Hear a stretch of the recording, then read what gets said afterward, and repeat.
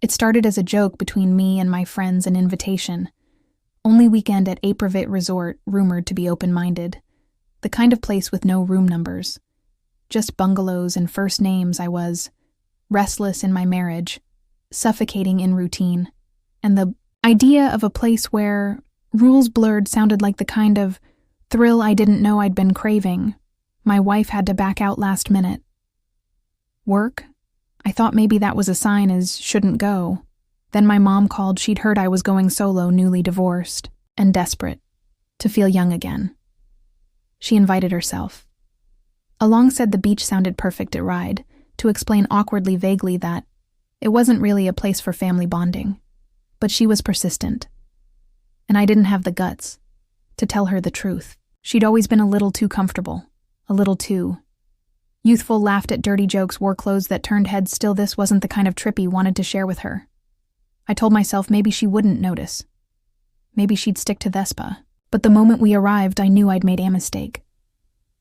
Even the staff radiated a quiet, charged energy. Tight smiles, barely their uniforms, lingering glances. I watched Mom survey the lobby, her expression unreadable. She said nothing about the sultry atmosphere, just checked in. Smiled and acted, like everything was perfectly normal. We got separate rooms after dinner. She claimed she was turning in early. I felt a rush of relief, and headed toward the far side of the resort. The infamous swinging pool tucked behind palms, and torches. The deeper I walked, the hotter my blood pulsed. This was escape. No wedding ring, no real name, just strangers, moonlight, and possibility. The music drifted low and rhythmic as I stepped into the clearing, and froze bodies moved in the water like a dream, glistening, faceless, intertwined, no guilt. No consequences, exactly what I came for. And then I saw her mom standing at the edge of the pool, a drink in her hand, wearing a black swimsuit that barely covered anything. She looked completely at ease. She caught my eye, raised her glass, smiled. I told myself it was a trick of the light, but it wasn't. She was there, she belonged. I slipped toward the bar, praying she hadn't seen my shock. Maybe. She didn't know what this place really was. Maybe she just thought it was an adult-only beach party. I clung to that fantasy while ordering a drink from the corner of my eye. I watched her laughing. Talking to couples, touching arms in that casual, intimate way. She looked alive in a way I hadn't seen in years before Dad left. A hostess passed by, clipboard in hand, inviting people to join an anonymous pool game. Icebreakers, she called it, masks. Provided no names, no identities, it turned away. She stepped forward. I watched her write her name, or rather not write it, just smiled, and nodded. Others joined laughing. Teasing the hostess handed out blindfolds like they were party favors. It should have left. Instead, I let someone tie the mask around my eyes, a soft velvet veil that stripped the world away. We were led into the shallow. Pool water echoed around me. Fingers brushed, hands explored, no talking, just sensation. Then someone found me, small. Hands confident, they slid up my arms, tracing muscle and skin, like they already knew the map.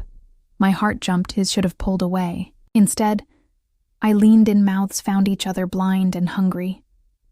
Her body pressed against mine, beneath the water. Every touch, every breath felt too familiar. But I didn't stop. I didn't stop. When her fingers slid along my waist, when her hips ground into mine, with a rhythm that left no doubt, I didn't stop. When her lips brushed mine again, and again, tasting like wine and danger. Somewhere deep in the part of me still clinging to logic, I knew. And still as stayed when it ended. She left first, slipping from my hands. Like smoke, I tore off the mask, heart pounding, eyes scanning. But she was gone. The water churned around strangers. The fantasy dissolved the next morning. Sunlight felt cruel. She was already at the breakfast table, hair tied up, sundress, casual coffee in hand. She looked at me, smiled, and said, "Morning, sleep well." I nodded, laughed, lied. We didn't speak about it. Not then, not ever. The rest of the weekend was a careful performance. We toured the island, took photos, laughed, too hard at bad jokes. But when our hands brushed or our eyes met for a moment too long, I felt it again, the unspoken thing between us. Pulsing beneath every polite word, we went home and life resumed.